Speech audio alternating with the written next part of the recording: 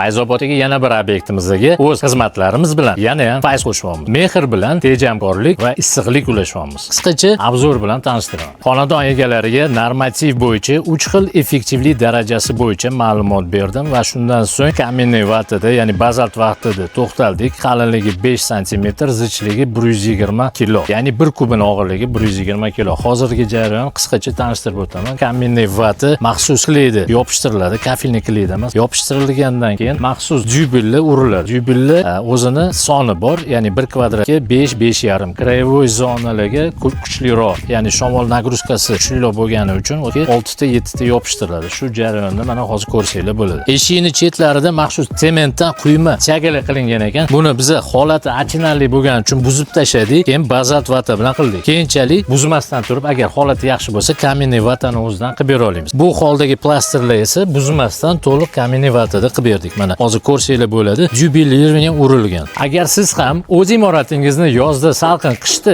issiq qilmoqchi bo'lsangiz, pastdagi raqamlarga albatta murojaat qiling va tejamkor va effektivlikka biz bilan birga erishing.